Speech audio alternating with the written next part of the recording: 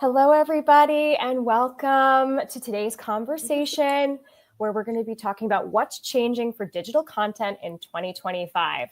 We're going to be diving into the evolving world of ebooks, audiobooks, digital storytelling. I'm joined by Jennifer A. Perry. She is the director of digital e-commerce at Barnes & Noble, whose career spans everything from museum education to children's media to some of the most beloved brands in the world, including Sesame Street, Disney, and Harry Potter. At B&N, Jennifer leads strategy across the entire digital content landscape, from self-publishing to audiobooks, ebooks, devices, apps, and more. You play a key role in curating what readers and listeners discover every day. With your deep expertise and passion in all its forms, not to mention a personal love for libraries and historical narratives, Jennifer brings a unique perspective on where digital content is headed next. From emerging technologies to shifts in reader behavior, we'll cover what's changing, what's thriving, and what the future might hold. I'm really excited to be here today with you. I know we've been trying to get this done for many months now, and so I'm just really happy and grateful that you're here. Thank you so much, Jennifer.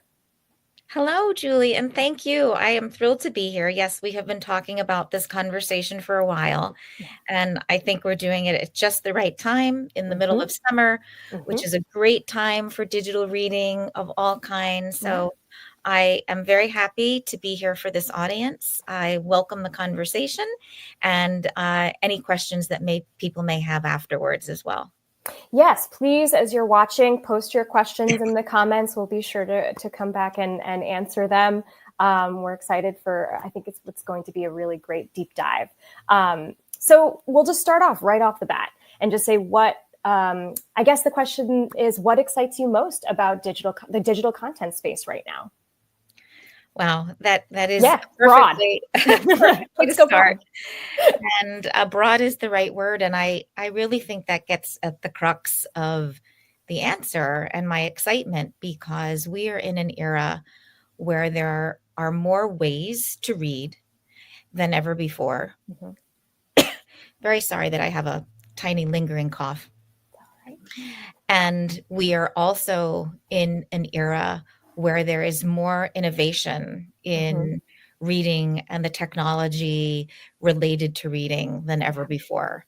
So really, my whole career has been spent trying to put books and other content experiences in front of people to increase reading, to increase all kinds of literacy experiences. And we're at a peak of that with digital reading today. So my excitement is that this invention of the book just keeps getting more interesting, more accessible, and more available for all kinds of genres, all kinds of authors, all kinds of readers. And to be at Barnes & Noble leading digital content experiences at this time is truly a privilege. And you're on this team too, Julie, and we share all the time that there seem to be unlimited new potential for partnership, technology, etc. And we are just trying to figure out what they all are and come up with a way to make sure that we can put them in front of our readers and listeners in a way that just helps them enjoy reading more and do more reading. Absolutely. I think that's really one of our core tenets at B&N, and on the Nook side, with obviously audiobooks and ebooks, we just want to make sure that readers and listeners have access to whatever they want and however they want. We like to call ourselves format agnostic, right? Yes, because absolutely. we want to make sure that everyone gets the book that they are looking for. Which, obviously audiobooks and ebooks have not been around quite as long as print, which is our mainstay at Barnes & Noble. But, how has, ebooks or e-reading and listening evolved in your own storied career? Could you share a moment when you knew digital was going to be a game changer, for instance? Sure. It's such an interesting question at this moment in time in 2025, because we've been living and working with many different manifestations of digital for most of our professional careers. And yet I do remember very clearly when the iPad was launched around 2009-10. And I was working in children's books at the time. And the goal, as I've said, has always been to offer a positive, broad reading experience wherever my audience, whatever that audience was at the time, was. And with the arrival of the iPad, I was a children's publisher at the time, and I realized immediately that even children and parents and children could all of a sudden experience bedtime reading or any kind of reading together, which is a huge bonding experience and so important to the future of any lifelong reader, in this different way. And I was at Sesame Street at the time, very lucky to have been at Sesame Street as the children's publisher for 15 years. And I remember approaching one of our publishers, who shall remain nameless for this conversation, and saying, we need to do digital kids books because the technology is here. And this nameless publisher said, oh, it's never going to take off. It's not going to ever be a thing. And obviously it took off right away. And when that publisher said no, my team and I at Sesame started making ebooks and audiobooks ourselves without the support of the publisher. Oh, wow. Because it was immediately recognizable that if adults were going to be reading in these ways, we needed to provide them an opportunity to do that with their children as well. So it was actually very, very early on, and probably atypical for most people who have this moment in mind, only because I was so enmeshed in children's publishing at the time, that I realized that this wasn't only going to be a convenience for adults in a black and white device way. It was going to be something that really transformed even how families did things they'd been doing for millennia almost together. Right. And we started making digital versions of Sesame Street Classics and Sesame Street New Books, and it took off and obviously continues to be a primary way that families experience reading together today. Yeah. So it was in that moment very early on with my friends Elmo, Cookie Monster, and Big Bird. Also, you know, when you think about it, Sesame Street had always been on the forefront of providing new opportunities for children, and digital reading was just the latest. It makes me think about like the fact that with digital content, especially, you can do so much like multimedia, and obviously something like Sesame Street being on the television or having these characters with these distinct voices, like I felt like that must have been such a ripe opportunity for using multimedia within that frame. It was, and another time, be happy to do a whole conversation about that and how that continues today and still plays a role in what we at Barnes & Noble are thinking about in terms of the multifaceted experiences that we can offer our audience in the digital realm. And I do want to go back to something you said. Our approach at Barnes & Noble is never to transplant physical reading if that's what somebody wants to do. In fact, I know, Julie, you and I are readers across all formats, as are many people. Some of it is preference, some of it is convenience, some of it is what is the activity that you're actually doing now on a plane, on a trip. And so our goal is just to provide every Barnes & Noble customer and fan all the options available to them and let them choose which format of reading is best for them. And oftentimes it's multiple formats. Yeah. As you said, I know I've switched to reading in different formats, including listening to audiobooks more recently, which I love. So, talking about multiple formats that you now oversee, multiple different content types. Where do you see the biggest shifts in, reader attention, consumer attention?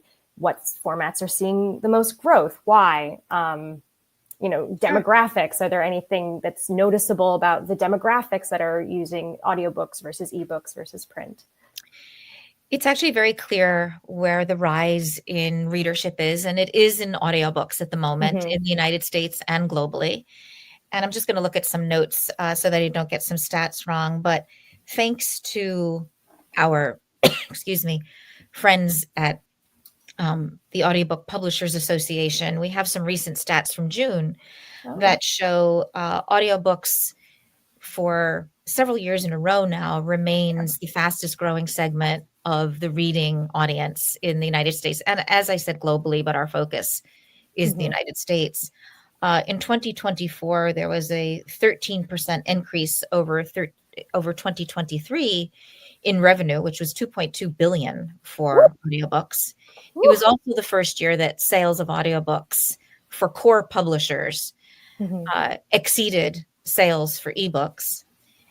And the most exciting thing about this is that the APA shows that approximately 51%, according to their research, of Americans say that they read an audiobook in the last year. That's awesome. That's huge. Wow. But it also means that approximately 50% of Americans haven't yet. So the audience is ripe and huge. And in terms of ebooks, I just want to state that ebooks is very stable. And different research organization, Circana, recently also showed that according to their statistics and projections, ebooks is going to have a very good 2025. I can't speak to growth. I don't have those stats with me at hand, but they looked at it, I think it was in February or March, and saw very solid, at least stable sales. So both of these formats are growing. Audiobook is growing faster simply because it's the newer format. And like yourself, many people are finding it for the first time, whereas ebooks has been with us for over 15 or more years. Demographics continues to also grow. We've already mentioned in my personal recollection that kids are using audio and parents are using audio. But overall, just every segment of the audience continues to find audio. Again, I personally don't have, we don't get demographic stats here at Barnes & Noble for privacy reasons, but industry-wide, we can see all age segments with audio growing. A big part of that, and I know we'll come back to audio, but I'll just say this now and we can come back to it later. A big part is the growth of podcasting. Right. And you have an audience that is already enjoying and committed to listening to news, to listening to whatever subject they may like, music, history, just fun pop culture about it, pop culture, about anything. Then it becomes a much easier transition for that person to say, oh, I like listening to things, so let me try an audiobook. So podcasting and audiobook listening are very intertwined. And in fact, the formats are getting closer and closer together. We may come back to this later. Yeah. So there are a lot of reasons for why there is growth, particularly in the audiobook space. What about, absolutely, podcasts. I know that was sort of my gateway in many ways to this. But also, the rise of subscription services, both on the ebook, but more on the audiobook side, I think. Can you speak to that? And is that also maybe helping fuel some of this Absolutely change? The business model behind the actual preference of format is also driving more people to audio. And we are very, again, privileged in this day and age to have access just to so much content in so many ways, whether it's news or podcasts or reading or music, etc. And when you have these large companies like Spotify enter the US market with an audiobook program that is at the fingertips of its millions and millions of music and podcast customers, then audio becomes the next format for these customers to try. And we at Barnes & Noble are happy to see any entity, any company enter the market for reading because it lifts all boats. Right. And so if you have the reach of a Spotify and you can say to a U2 music listeners, hey, did you also know that Bono has this best-selling memoir in audio that he reads? Well, hey, then that customer may get it from Spotify, may get it from Barnes & Noble, but the end result is that they become an audiobook listener. And so that's good for society as we get more people listening to more voices of all kinds. And honestly, also good for Barnes and Noble as Yeah. it enhances and extends the awareness of our customer base in other places and other touch points. And then they come back to us as a loyal Barnes and Noble customer and might also try that format from us. Yeah, I think, you speak to something that is really important, this idea of sort of layering in this access, I'm going to call it, because something like the Barnes and Noble Nook app, for instance, that was relaunched, I think, was it a year or so ago, where we had, or maybe it's 2 years, no, 3 years. How long has it been now? Believe it or 3 not, years. years. Wow, time 2022.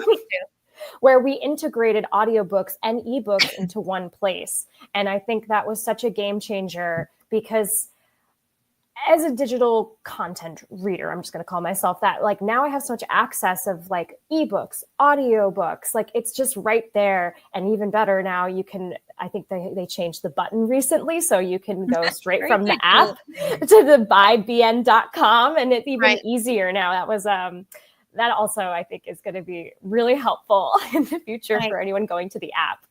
I think you touch on something that is so important in an era where we are all inundated by noise of all kinds every day.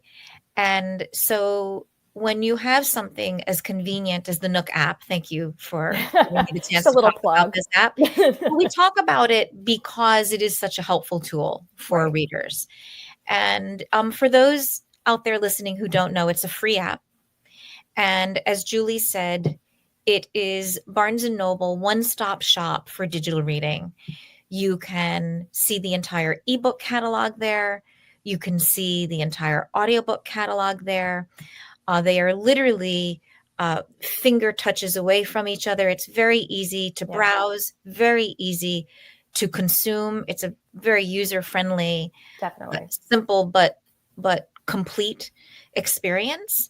And as Julie also alluded to, very recently, there is now a button that makes it easier to get to bn.com, which is where the purchase must be made. It's a really seamless process now. And every company has an app of some kind, and we invite our listeners of digital content, including, by the way, digital periodicals, also in the app, to check it out because it's just simply easy. And we want to make your path to reading as easy as possible, no matter where you are. Yeah. I think I've spoken to you about this, but I am a more recent like app reader now all of a sudden. And obviously like I listen to the audiobooks on the app, but I am more of an app like ebook reader now because I'm just on my phone so much, as so many of us are.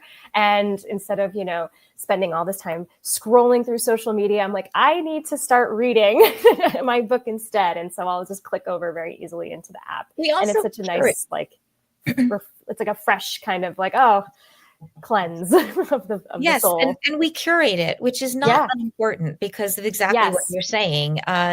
You can get recommendations from everywhere. And if you do, it's very easy to go and just search by author or even narrator or title, of course. But we have a really dedicated team of ebook and audiobook experts. We spend all of our time looking for a broad range across genre, across subjects, because of course we have an audience of everybody, to recommend what we think is a better experience, or at least something that is being talked about as something that culture is seeing as popular and or important in this day and age. And we change these collections pretty much every day. So we take very seriously our role as booksellers and want to provide to you our expertise, you, the consumer, our expertise. So again, check it out. There are definitely improvements that I want to make and others here want to make. We would like to add our wonderful B&N Reads blog posts to the app at some point, and we are working on that. There are all kinds of things that we are looking to make this even a better experience, but it's really good right now. And is, as Julie says, just so convenient to take with you wherever you go, so that you never have to wait to get back home, so to speak, to find out what happens next in your book. Exactly. That's so important to mention that everything that we do, so much of what we do really ties back to being booksellers, right? And that's so important to us. So curating the content, curating these carousels and the collections that we have. We want to make sure that we're surfacing, important books, recommending, I should say, books that we think that our readers will enjoy. It's some algorithm choosing, it's handpicked in many ways. And we try to represent, as I said, genre and topic, but also all kinds of voices. Right. It's very important to us as really the nation's primary bookseller in digital and physical, of course, to make sure that we are reaching all communities of both writers and readers. Yep. And you'll see that in our thematic collections, whether it's Black History Month, or it's Audiobook Month, where we focus on audio, which just concluded in June, whether it's women, a big focus of mine, and on and on. I mean, pick your subject or your niche, and we really try to be there. And if you don't see something, again, please reach out to us. Yeah. We really would love to hear from you about collections that you think would be important for us to focus on. That's a great point. And in general, like with the app and obviously what we're trying to accomplish, if you guys have any feedback or comments, let us know. We want to make improvements where we can. Which does bring me to sort of the cap off of this part of the conversation of, was there anything that surprised you this year about, the state of ebooks or audiobooks, digital periodicals? And are there any misconceptions, that people might still have about reading and digital content? I'm not going to call it a misconception, but I think what books like Sunrise on the Reaping and Onyx Storm have done this year, everybody who's listening to this knows that they were huge, phenomenal sellers. Yeah. Is that even if you read it in print, the audiobook version in particular offers a completely unique experience. Sunrise on the Reaping was read by a new narrator, Jefferson White, who is an actor known for his work on the TV series Yellowstone. Oh. And he was, I believe I'm right in saying this was his first book. And we all know the legacy of this series already. And he brought something new to it. Really, really fabulous audio if you haven't listened to it yet.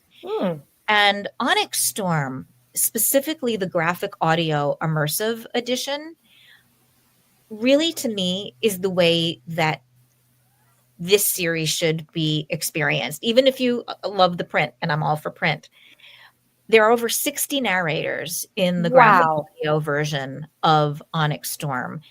And for those of you who don't know, and I think everybody does, it's a high adventure series. Just gonna ask. High adventure series with dragons and lots of excitement, and therefore sound effects and music and true emotion in the character dialogue. So not a misconception, but just a reminder or an encouragement that you don't have to pick one format for some books. If it's something you really enjoy, you may want to also experience it in another format. And again, I'm talking of audio because these particular books brought something so special to the experience. So I wouldn't call it a surprise because I expected good sales, but I'm happy to say that the sales were even better than expected on these blockbusters that were doing well in print. And I'm very enthused that people are coming sometimes to audio for the first time with a really popular book and then realizing that it's a format that can offer them a different reading experience beyond just the blockbusters. That's such a good point. It reminded me that we do have this offer of, they're called graphic audio. What is it again? The It's a term? publisher called Graphic Audio, Graphic Audio, and they are an audio only publisher, and they are known for fully immersive soundscapes, is what I would call it. And there are many other publishers who do great audio, Mm-hmm. which we could also recommend. But when you really want an almost theatrical experience for the ear, That's what it sounded like to me, like it's the cinematic. Graphic Audio edition. And Mm. so I do think that Rebecca Yaros's series is a great place to start for anyone who might want to try that out.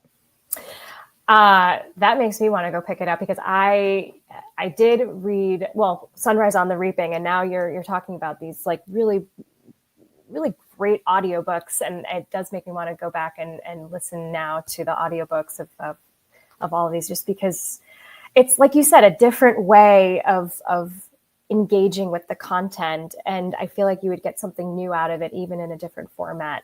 Just like you would get something different if you were, let's say, reading the print book versus the ebook, just the physical holding Correct. of a print book. But speaking of audiobooks, as we will go into next, we just capped off audiobook month in June. So, audiobooks obviously are on a huge growth spurt, and they're just like doing so well. And we're seeing all of these amazing technologies emerge. And you talked about Onyx Storm and Sunrise on the Reaping being like some standout titles. Would you say that, these, I guess the accessibility, we've talked a little bit more about that, but is there anything else that's driving this growth? I think other than I think those are some really important parts of it, but is there anything else that you're seeing that's driving this?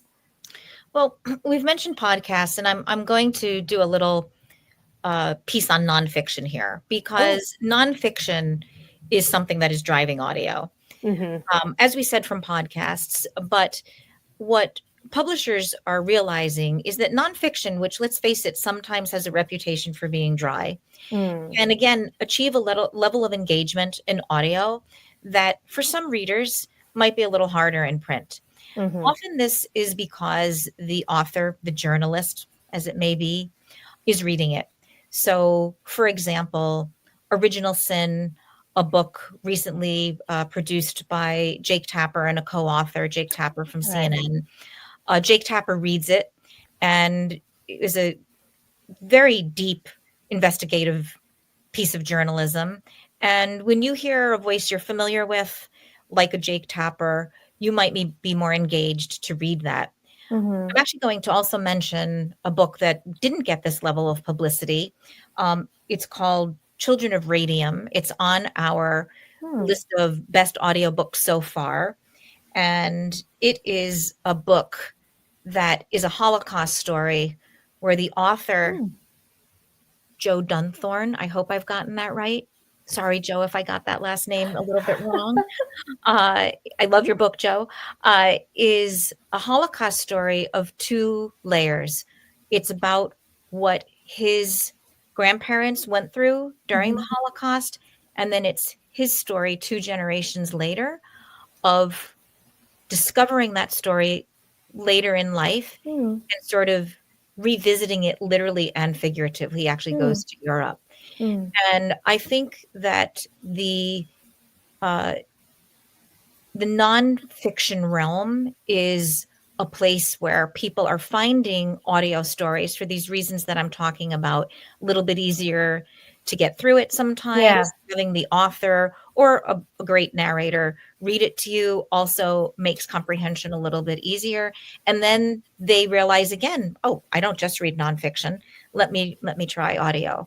So again, as we've already stated repeatedly, it's just a format growing for all kinds of reasons, definitely impacted by what's going on out in the culture in terms of news, in terms of celebrities becoming narrators. It's become a real coup for celebrities to read certain books. And also, for those who aren't yet audiobook listeners, there's a huge narrator talent pool, and these narrators are stars of their own right and are people that people begin following. So if you become a fan of a Julia Whalen, a Marin Ireland, a Dion Graham, all top-notch narrators amongst so many others, you then might start to enjoy the audio format,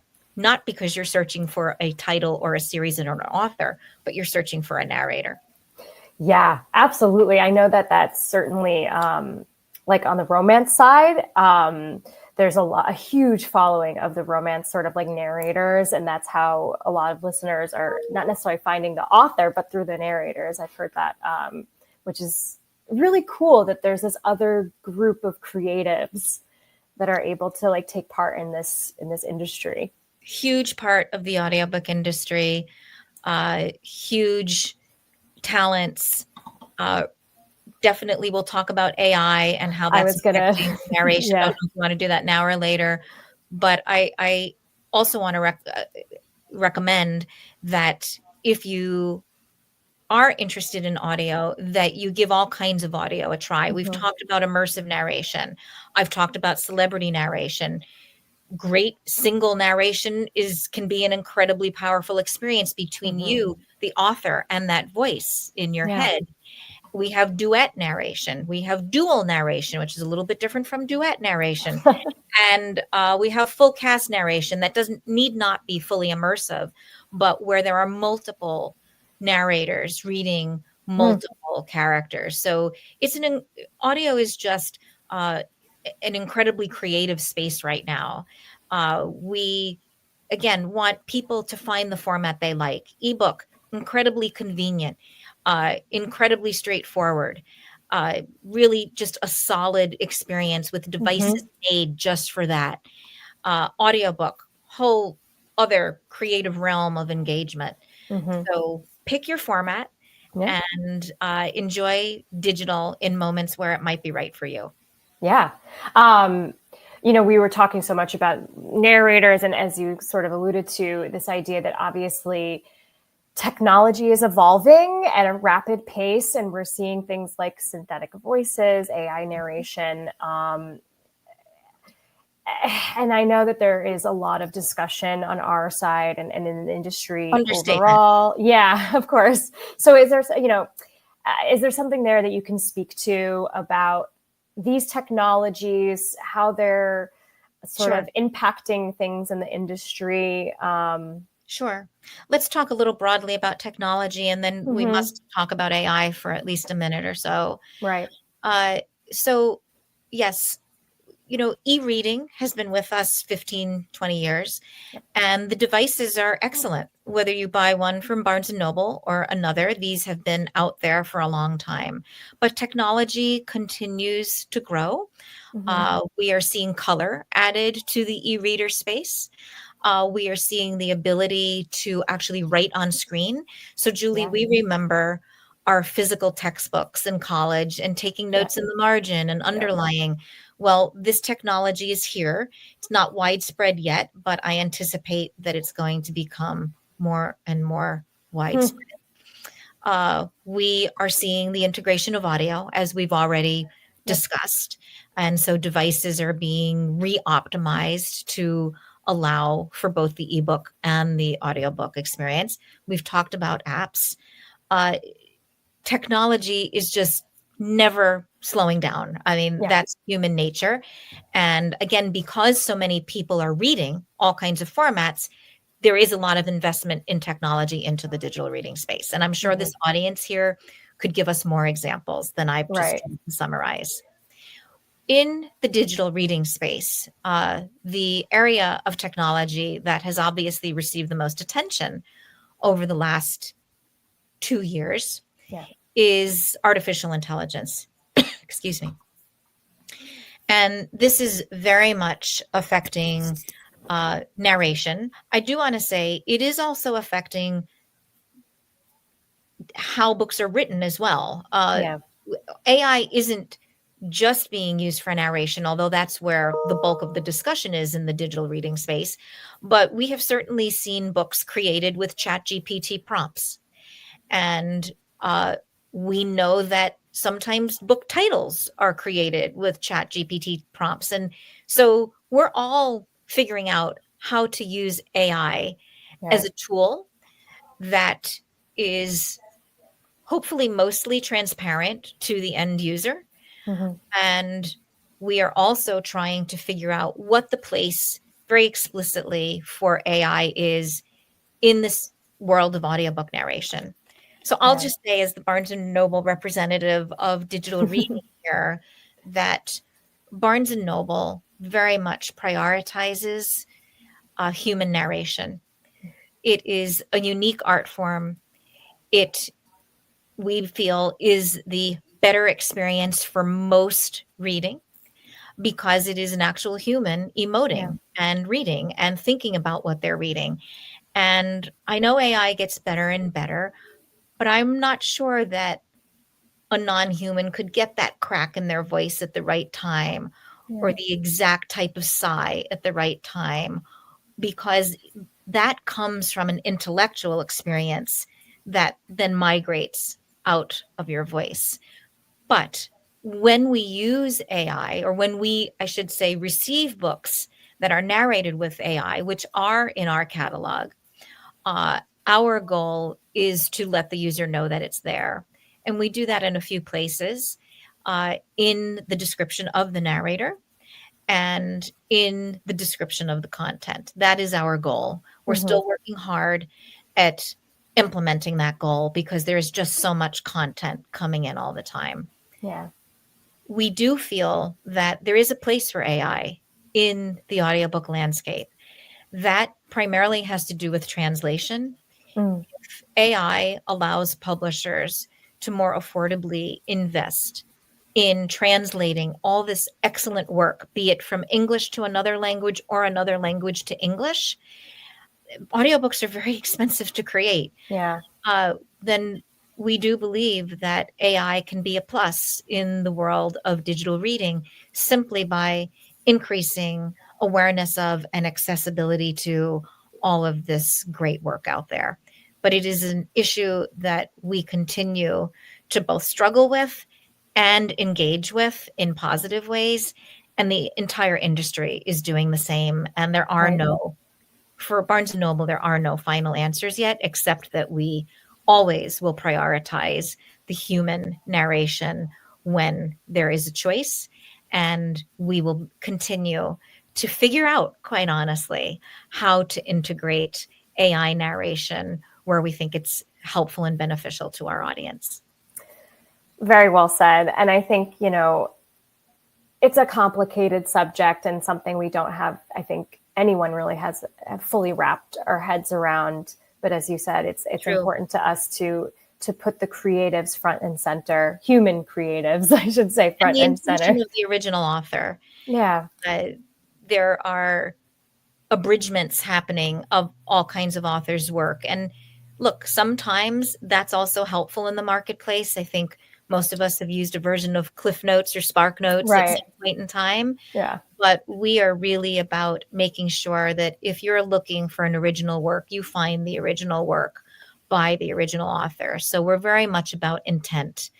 And that is, I hope, where the entire industry is going, is to honor the intent of the original creator of the work. Yeah. Well said. You were touching on how expensive audiobooks are to produce. And I think AI is one of those areas, AI narration is one of those areas that can help alleviate those costs, which is why, there are indie authors and self-publishing. We'll touch on that in a little bit, but that's an avenue for self-published authors to take where you can implement AI narration. You can actually turn your own voice into, you can use your own voice to sort of do AI narration. And so it's both, a good thing because it helps sort of level the playing field with audiobook production for someone like a self-published author who may not have the budget to do a full, Another important plus that we actually do acknowledge and endorse. Again, there isn't going to be, in my estimation, a one-size-fits-all Right. narration path for publishers, whether they are one of our top big 5 publishers or a second-tier professional publisher or an independent author or an independent publisher. There are going to be a lot of flavors to choose from, and authors and publishers will make their choices, and then the consumer will make the final choice. Right. If you understand, as I said, due to the retail platform you're using, like Barnes and Noble or our app, informing you of how this was created, then you can choose. Right. You can choose if you are okay with AI narration for a certain kind of book or all of your books or not. And to me, that is, democracy at work. That is part of democracy in reading, that we provide choices and options for creators, and then the end user makes the final choice based on their preferences and values. Yeah, I know. I've always kind of talked about self-publishing as the democratization of publishing, because it opened up where there once were gatekeepers. It opened up a whole world to creatives. And again, we'll touch on it a bit, but I wanted to circle back to ebooks, e-reading, our devices. We are now, as you said, over a decade, 15, 20 years, we're more than a decade, way more than a decade. And we're seeing that shift, obviously, between ebooks and audiobooks. But is there anything else surprising about the state of ebooks in particular that you're finding these days? What I'm going to answer with, again, isn't surprising to me, but is surprising for some pundits out there, which is that ebooks was going to replace print. No. Yeah. It hasn't happened. And it's, again, for all the reasons that we've already repeated several times here. You can use more than one format at a different time. So ebooks, as we said at the beginning with some stats, is very, very solid, in a very solid place because it's so convenient. Yeah. Some people are purely ebook readers. It's an incredibly easy to use, easy to read, easy to carry, in all ways easy format.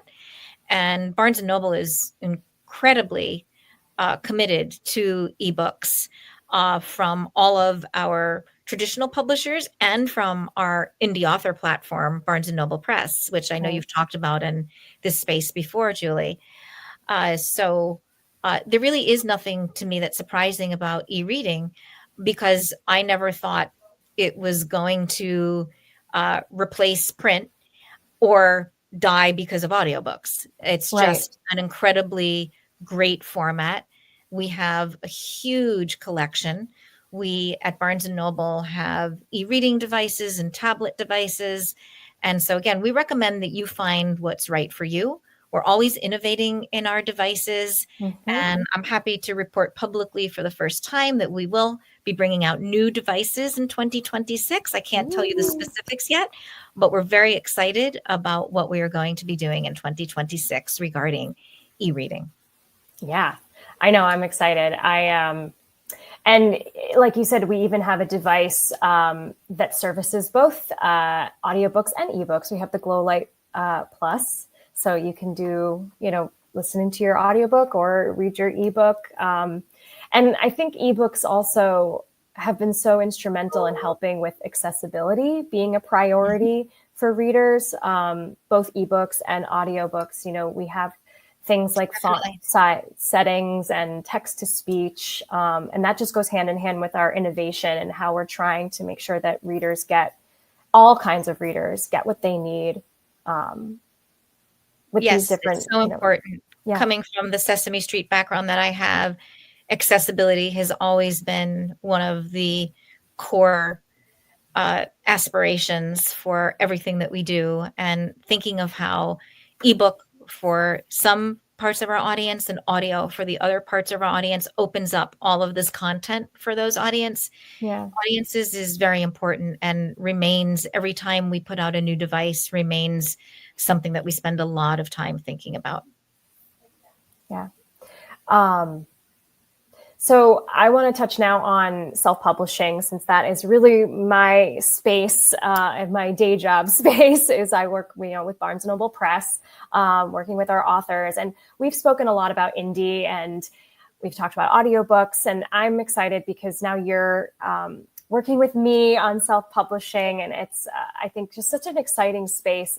I know I'm biased in saying that, but it's evolved so much. And I guess I wanted to ask you, coming into this now with some fresh thoughts and ideas, and seeing it, on the back end for the first time, how are you seeing, the evolution of self-publishing with ebooks and audiobooks and print? Because obviously we have print, not that we have audiobooks in self-publishing for Barnes & Noble Press, but overall.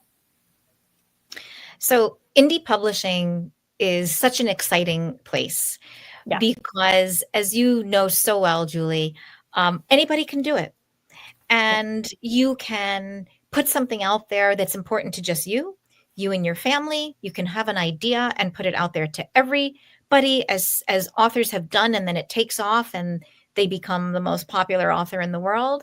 But indie publishing is just a space that sort of makes my heart grow bigger, because it's the same for everybody. It's the same path to publication for anybody that starts in indie publishing.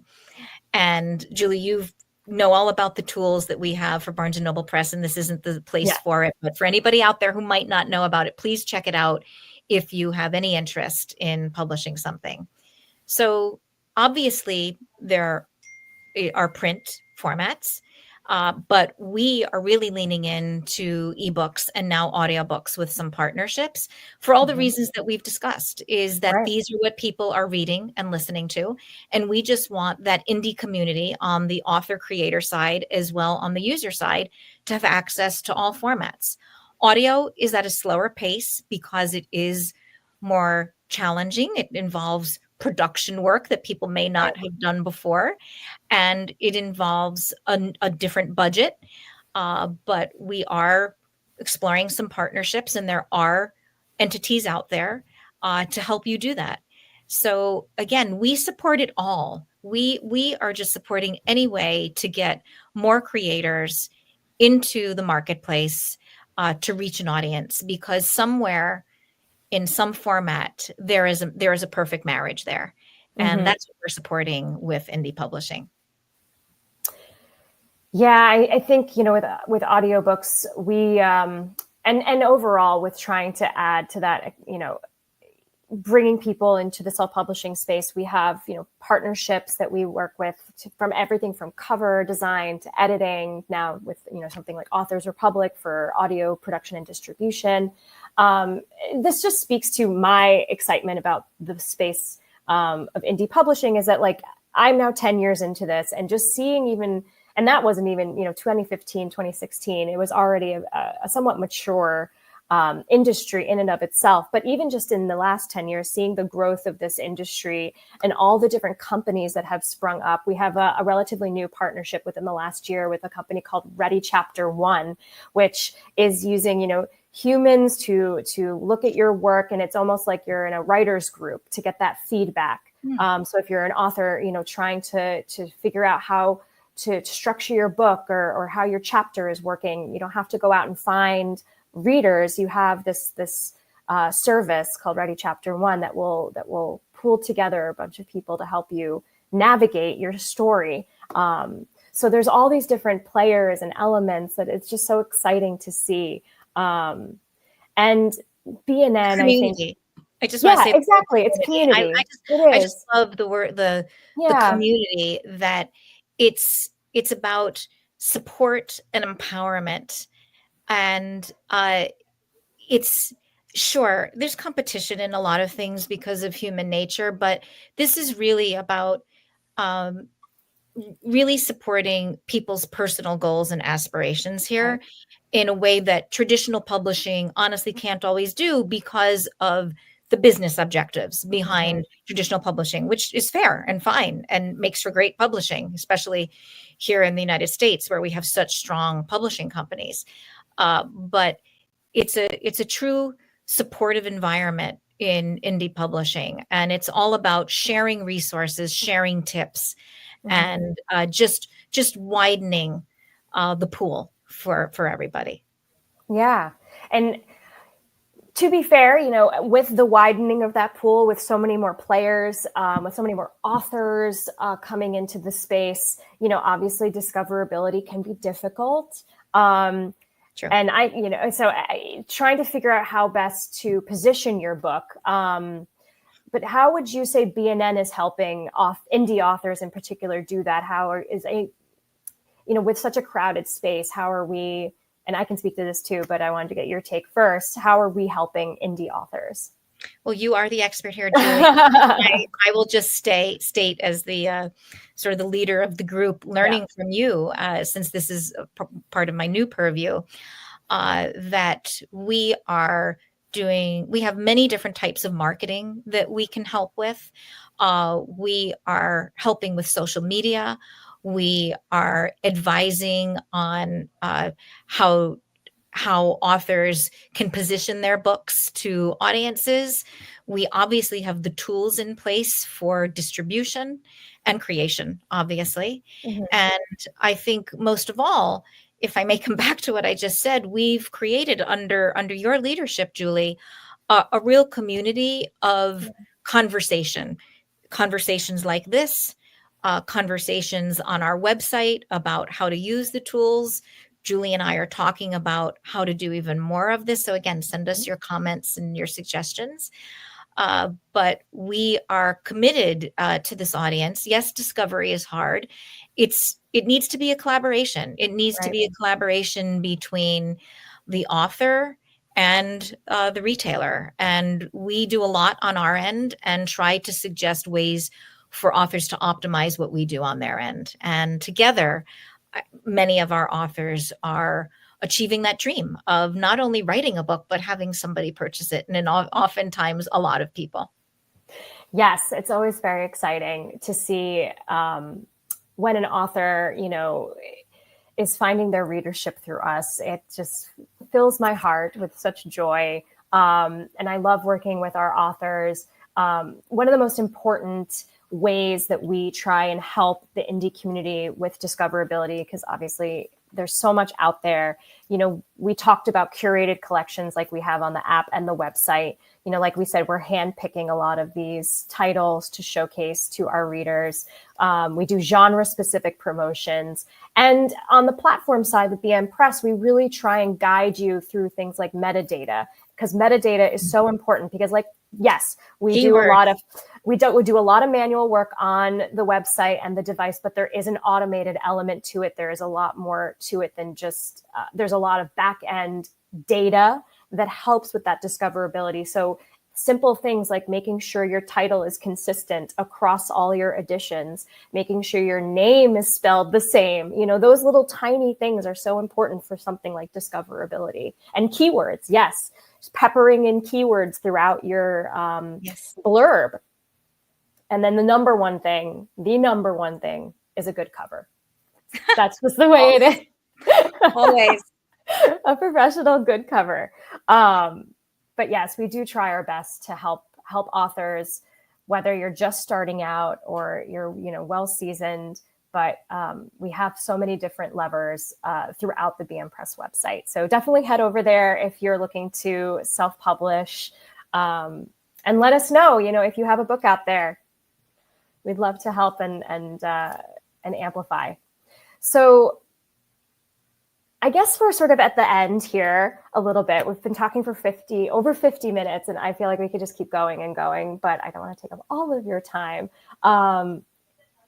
If we had this conversation again in a year, what do you hope will have changed? If you had to make a prediction about, where things are going in 2026, beyond 2026, what would it be?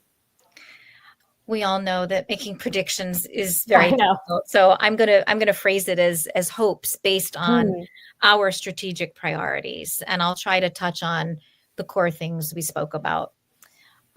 As Barnes & Noble, again, our goal is to curate the best possible collections for you as our audience, no matter what type of book you want to read. We have excellent relationships with publishers, so we will continue to do that for ebook and audiobook. Because audiobook is still the more burgeoning format, I'll just say a little extra there.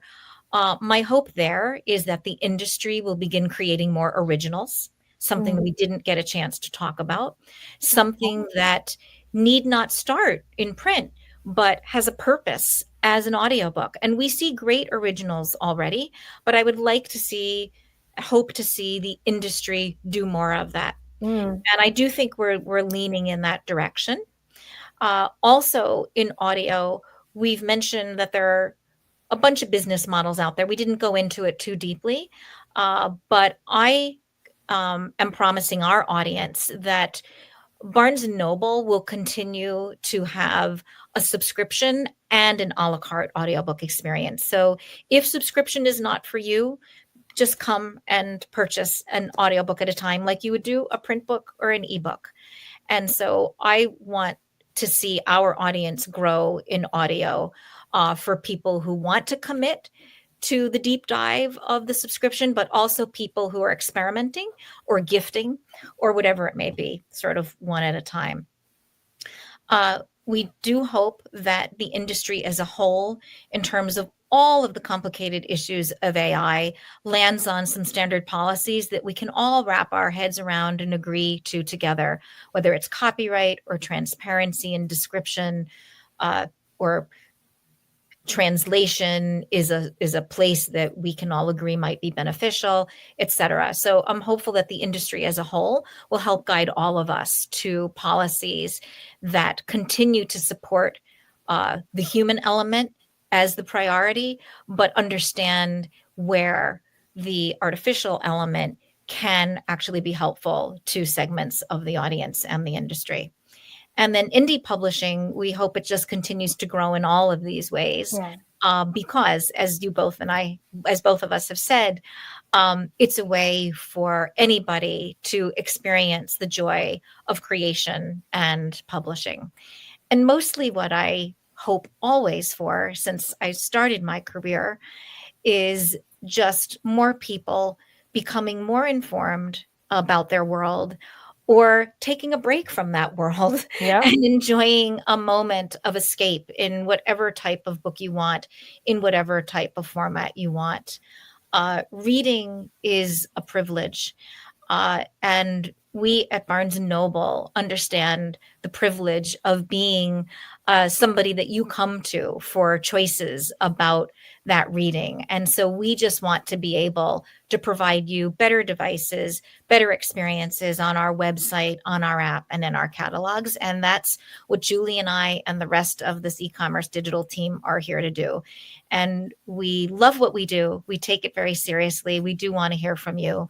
But we welcome all comments about what we're trying to do in the digital reading space as it continues to be a growth spot for not just Barnes & Noble, but for our society as a whole, so that we all just are able to access more reading, more news, more information, and more fun. It's just sometimes about fun, wherever we want as readers. Beautifully said. Wonderful. I am so appreciative. Thank you, Jennifer, for coming and sharing your insights.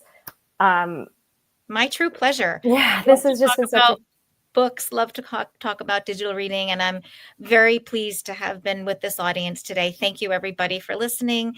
Thank you, everybody, for being a fan of Barnes & Noble. It's the middle of summer, some of the best days in the year for reading. So happy reading, happy listening. Yes, thanks for joining us. We'll see you next time as we continue to follow all of these kinds of amazing stories about technology, publishing, that intersection. So, check us out at B&N Press, or go to Barnes & Noble, check out Nook. Thank you guys so much. Have a great rest of your day. Bye.